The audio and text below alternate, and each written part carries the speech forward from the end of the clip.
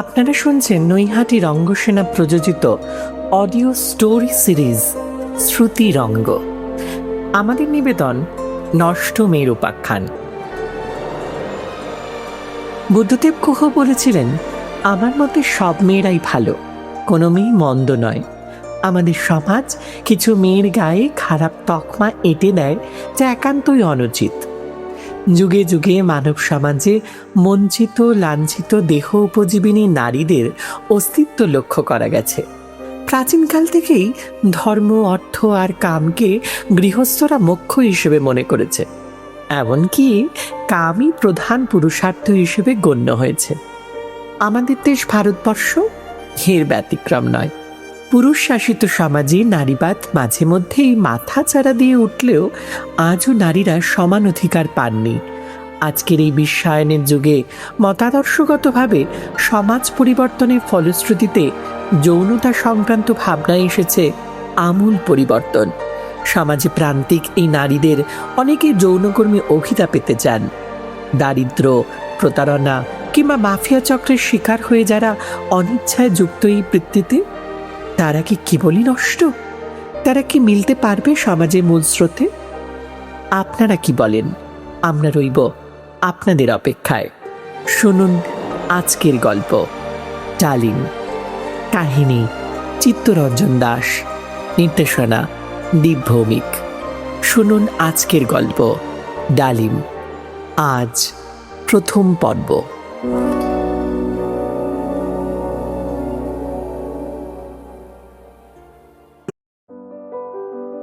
তখন আমার 40 পার হইয়া গিয়াছিল, কিন্তু আমোদ প্রমোদ ছাড়ি নাই, ছাড়িও নাই, ছাড়িতে চেষ্টাও করি নাই। আমি কোনো কালেই মানুষ বড় ভালো ছিলাম না।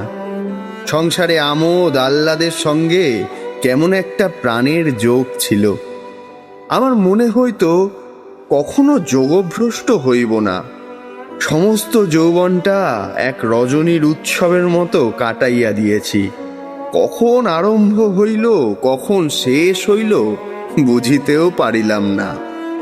কোনো সুখ হইতে আপনাকে কখনো বঞ্চিত করি নাই, আর তার জন্য কোনো আফসোসও হয় নাই।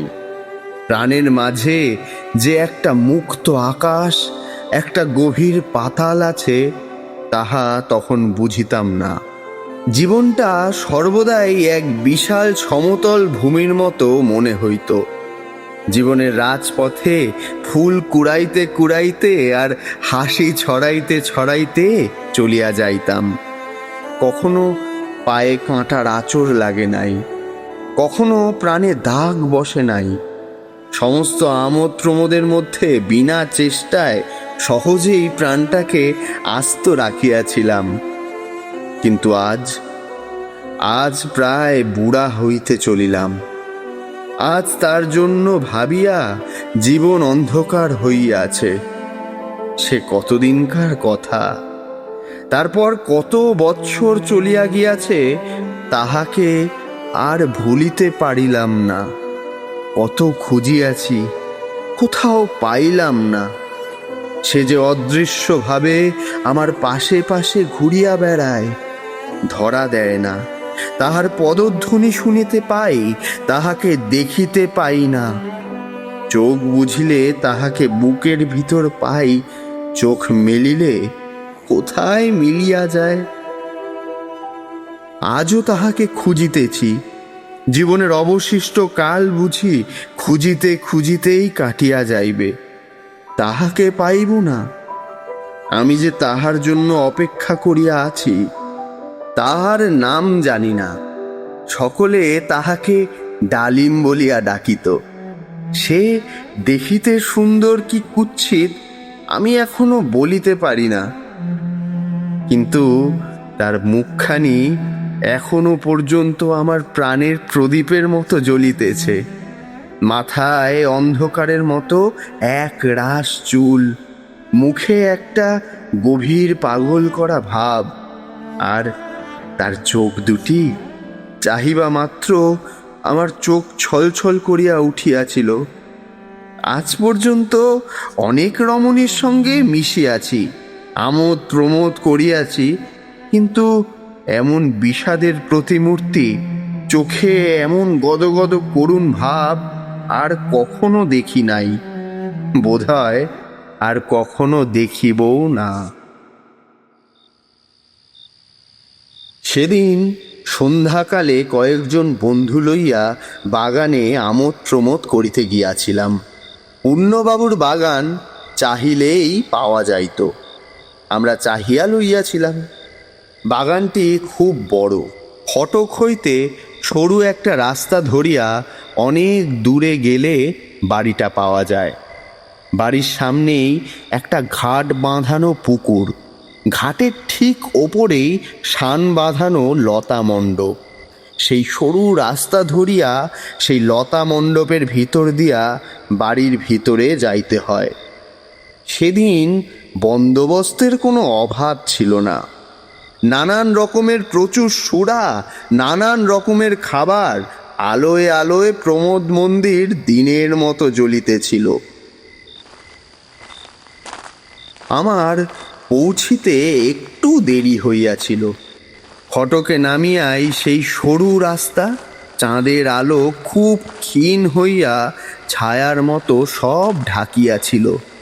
নানা ফুলের গন্ধে সেই ম্লান ছায়ালোকে লতা পল্লবের মর্মর ধ্বনিতে সেই সরু রাস্তাটিকে যেন জীবন্ত করিয়া রাখিয়াছিল। আমার মনে কি হইতেছিল আমি ঠিক বলিতে পারি না, কিন্তু প্রত্যেক পদধ্বনিতে কে যেন আমাকে সাবধান করিয়া দিতেছিল। সে রাস্তায় অনেকবার গিয়াছি, সেই বাগানে অনেক প্রমোদ রাত্রি কাটিয়াছে, কিন্তু সর্বদাই হালকা মনে ফুর্তি করিতে গিয়েছি। সেদিন আমার প্রাণে কোথা হইতে একটা ভার চাপিয়াছিল। সে যে কেমন ভার আমি কিছুতেই বুঝাইয়া বলিতে পারি না।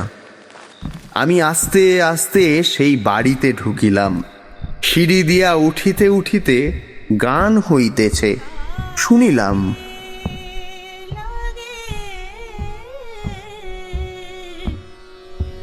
बरसन लागे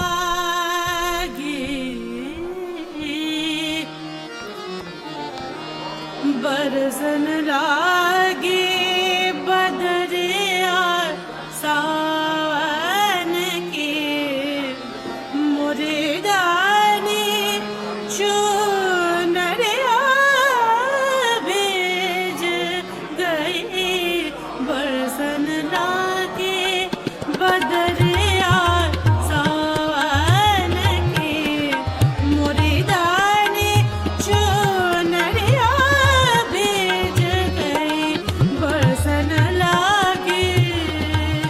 अरे अरे क्या बात এই তো দাদা आ गया है। দাদা এই নাও এক পাত্র চড়া, আনন্দ করো।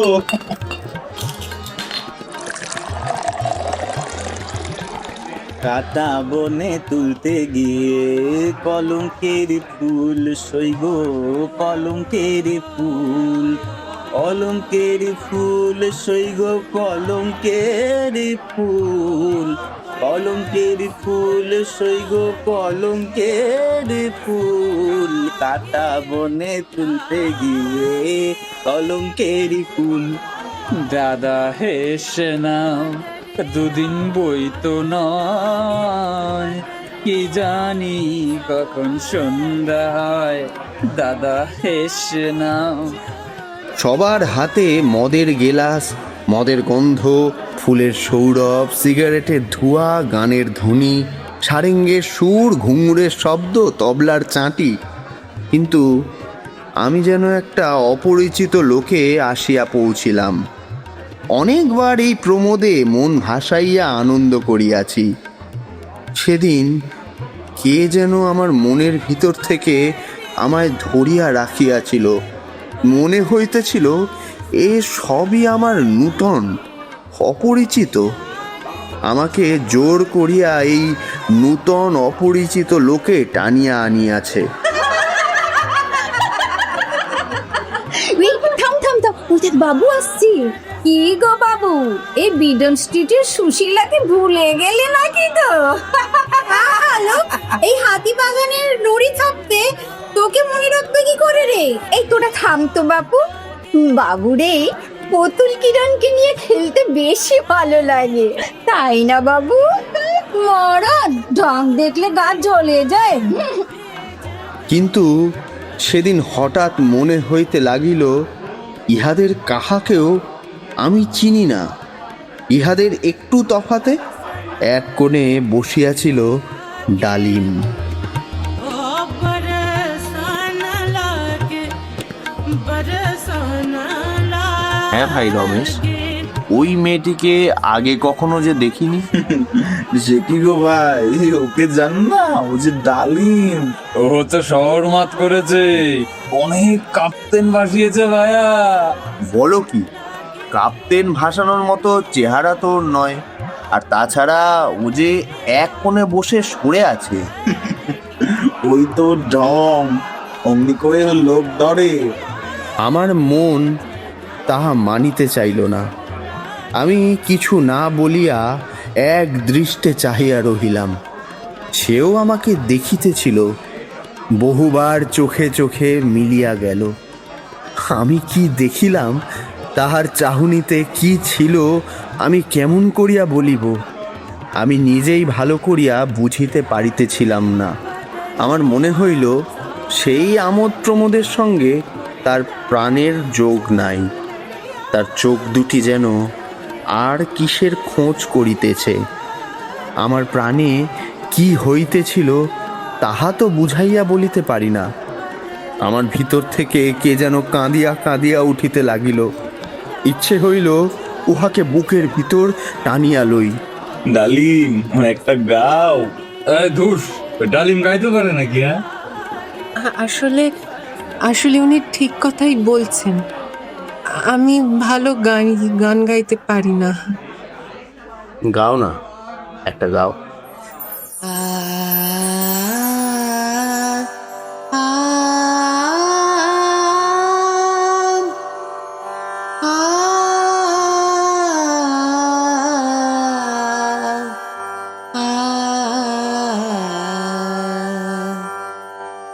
কেমন করে মনের কথা কইব কানে কানে, কেমন করে মনের কথা কইব কানে কানে। সে একটু সরিয়া আমার সামনে আসিয়া গান ধরিল। আমি সেরকম গান কখনো শুনি নাই। সে গানের সুরের কেরামতি ছিল না, তালের বাহাদুরি ছিল না, কিন্তু সে গানে যাহা ছিল তাহা আর কখনো কোনো গানে পাই নাই। মনে হইল ওই গানের জন্য আমার সমস্ত মনটা অপেক্ষা করিয়াছিল। চোখের জলে ভেজা ভেজা সেই সুরের মধ্যে গানের কথাগুলি যেন নয়ন পল্লবে অশ্রুবিন্দুর মতো জ্বলিতেছিল। সেই সুরের প্রত্যেক স্বর, সেই গানের প্রত্যেক কথা আজও আমার প্রাণপল্লবে বিন্দু বিন্দু অশ্রুর মতোই জ্বলিতেছে। আর ডালিম গাইতেছিল। প্রাণ যে আমার ছিঁড়ে গেছে, কাহার কঠিন টানে কইব কানে কানে।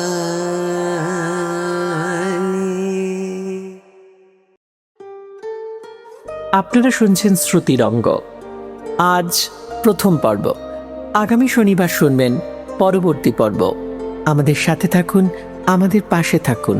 আমাদের গল্প যদি ভালো লেগে থাকে অবশ্যই আমাদের চ্যানেলটি সাবস্ক্রাইব করে রাখুন, আর সাথে সাথে বেল আইকনটি প্রেস করে রাখুন, যাতে প্রতি শনিবার আমাদের গল্প এলেই পৌঁছে যাবে আপনাদের কাছে। শুভরাত্রি, দেখা হবে আগামী শনিবার। Tata, bye bye, good night.